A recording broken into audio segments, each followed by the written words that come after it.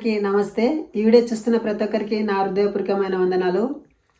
So చాలామంది ఈ వీడియోలో నేను ఒక కమ్యూనిటీ పోస్ట్ పెట్టిన నా ఛానల్లో కమ్యూనిటీ పోస్ట్ పెట్టిన యేసుక్రీస్తు దేవుడు అనే మీ ఫేవరెట్ దేవుడు ఎవరని నేను యూట్యూబ్ ఛానల్లో కమ్యూనిటీ పోస్ట్ చేసిన.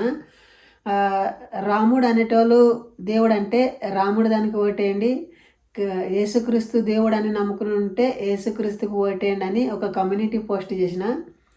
దాంట్లో చాలామంది క్రైస్తవులే యేసు ప్రభువే మా దేవుడు అంటున్నాని ఓటేస్తున్నారు. సో దయచేసి ఆలోచించండి, ఈ వీడియో ప్రతి ఒక్కరికి చేరాలి. అందరూ కూడా మన హిందుత్వాన్ని సపోర్ట్ చేయండి. సో మనం హిందువులై ఉండి కూడా మనము హిందువులకు సపోర్ట్ చేయకొచ్చినామంటే ఇది చాలా ఆశాస్త్రమైనది. అంటే నాకు మీరు సపోర్ట్ చేయలే హిందువులు ప్రతి ఒక్కరు వీడియో చూసేటోళ్ళు ఏంటంటే మన భారతదేశంలో క్రిస్టియానిటీ ఎక్కువ అవుతున్నది. సో క్రిస్టియానిటీ వాళ్ళు చాలా ప్రచురం చేస్తున్నారు బైబిల్ దేవుడే నిజమైన దేవుడు, యేసుక్రీస్తు నిజమైన దేవుడు, యేసుక్రీస్తే మళ్ళీ తిరిగి వస్తాడని భ్రమపడుతుంటారు. ఎందుకంటే యేసుక్రీస్తు రాడు, అది నేను చెప్పేది నిజం. ఎందుకంటే యేసు ప్రభు ఇప్పుడు వస్తాడో ఇంకా జరపొద్దుకు వస్తాడో అని చెప్తా ఉంటారు.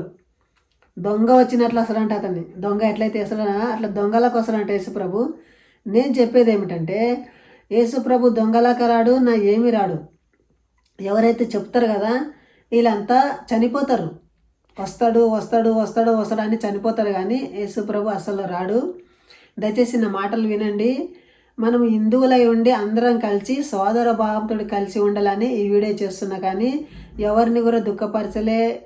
మా మతం కరెక్ట్ మీది చూడాలని చెప్పడానికి వచ్చిన రియాలిటీ తెలుసుకోవాలని నేను వీడియో చేస్తున్నా.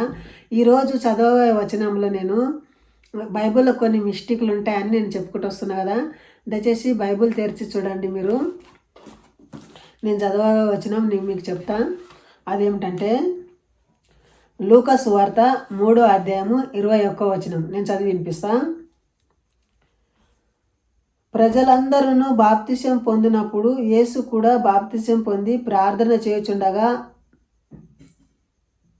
ఆకాశము తెరవబడి పరిశుద్ధాత్మ శరీర ఆకారముతో పావురం వలె ఆయన మీదికి దిగి వచ్చెను. అప్పుడు నీవు నా ప్రియ కుమారుడవు, నీ అందు నేను ఆనందిస్తున్నానని ఒక స్వరము, ఒక శబ్దము ఆకాశము నుండి వచ్చెను. సో ఇక్కడ ఏం జరిగిందంటే యేసు ప్రభు బాప్తిసం తీసుకున్నాడంట. బాప్తిసం తీసుకుంటే ఆకాశం నుండి ఒక స్వరం వినబడ్డదంట. ఇతన్ని నా ప్రియ కుమారుడు, ఈయన యందు నేను ఆనందిస్తున్నా అని ఒక స్వరము వినబడ్డదంట. దయచేసి మీకు ఆలోచించండి, దీంట్లో ఏం తప్పు ఉండదని మీరు అంటుంటారు కదా. మోషకు అంటారు జనులు, దేవుని మాతో మాట్లాడమని అంటారంటే దేవుడు గర్జించినట్లు స్వరం వింటే వాళ్ళు చెవులు మూసుకుంటారు. అంటే వాళ్ళు ఇనజాలరు, అందరు బేవసపడతారు. అంత పవర్ఫుల్ స్వరం అంట బైబిల్ చేయింది. సో ఇక్కడ స్వరం వినబడ్డదంట, ఎవరికి ఏమి కాలేదు. అదే స్వరం ఇక్కడ వినబడితే ఎవరికి ఏమి కాలేదు. సో అక్కడ మాట్లాడిన వ్యక్తే ఇక్కడ మాట్లాడుతున్నాడు. అక్కడనేమో జనులు మోషే మాట్లాడిపించినప్పుడు అందరు ప్రజలంతా కింద పడ్డారు, చెవులు మూసుకున్నారు. ఓ మోషే నువ్వే మాట్లాడు, ఆ దేవుని మాతో మాట్లాడి నీవాకు అంటున్నాను అన్నారు. కానీ ఇక్కడ మాట్లాడితే ఎవరు కింద పడలేరు. ఒక స్వరం వింటే అందరు విన్నారంట. ఇది పచ్చి అబద్ధం.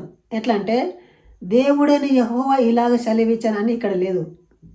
యెహోవా అంటనే చెప్పాడని వీళ్ళు చెప్పలేరు, యెహోవా నేను చెప్తుంటాను అంటున్నాని యెహోవా అనలేడు. అంటే యెహోవా అనే పదము కొత్త నిబంధనలు రాసలేరు, యెహోవా యేసు అనే పదము పాత నిబంధనలు రాసలేరు. పాత నిబంధన కొత్త నిబంధనకు అసలు పొత్తే కుదరదు.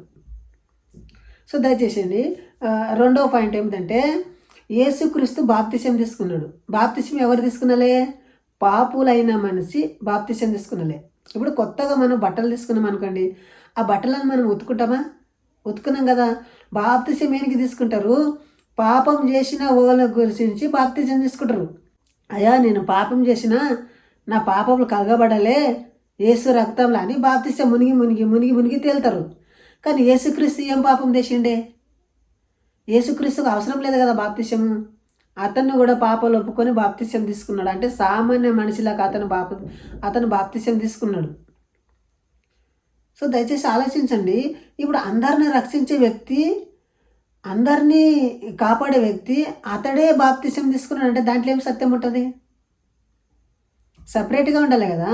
నా యందు పాపం ఉండదని ఎవరు నిరూపించరు అంటే అన్న వ్యక్తి పాప క్షమాపణ అపొస్తలుల కార్యంలో 2వ అధ్యాయం 39, 38 వచ్చిన ఉంటుంది. పాప క్షమాపణ నిమిత్తమే బాప్తిసం తీసుకున్నానంట. కానీ యేసుక్రీస్తు అందరిలో పోయి ఇతను కూడా వస్తాడు. ఒక వ్యక్తి అన్నం పెడతా అని పిలిచిండు. సో అందరు కలిసి పల్లెలు పట్టుకొని ఇలా పడ్డారు. అన్నం పెడతాడు కదా అంటున్నాని. ఈ అన్నం పెడతా అన్న వ్యక్తి వచ్చి వాళ్ళ తర్వాత వచ్చి పల్లెం పెట్టుకుని ఇలా పడ్డాడు. అదేంటయ్యా నువ్వు అన్నం పెడతా అంటున్నాను మాకు చెప్పి నీవు మా తర్వాత పల్లెం పెట్టుకుని ఉండవు అని అన్నారంట.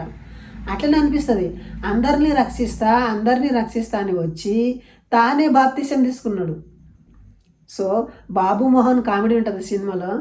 ఏమంటాడు, నేను గుట్టని లేపుతా అని అంటాడు. సరే వీడు గుట్టని లేపుతాడు కదా అంటున్నాను. అక్కడ ఉన్న జనులందరూ వస్తారు. అరే లేపురా గుట్టని అని అంటారు. ఎవరికి? బాబు మోహన్కి. అప్పుడేమంటాడు, మీరు అందరు లేపి నా భుజం మీద పెట్టిరి, అప్పుడు నేను మోస్తా గుట్టని అంటాడు. గుట్టని ఎవరు లేపుతారు? సో ఆలోచించండి. యేసుక్రీస్తులో కూడా పాపం ఉండదు కాబట్టి అతను బాప్తిసం తీసుకున్నాడు. మీరందరూ నేను చెప్పేది ఏమైనా తప్పై ఉంటే నాకు కాల్ చేసి మాట్లాడండి. నా నంబరు డిస్క్రిప్షన్లో పెడతా. సో ఈ వీడియోని లైక్ చేసి సబ్స్క్రైబ్ చేసి నాకు తోడు సపోర్ట్ చేయండి. ఎందుకంటే బైబిల్లో కొత్త సంగతులు మీరు నేర్చుస్తారు. సో ఇంతవరకు ఈ వీడియో చూసినందుకు జై హింద్, వందే మాతరం.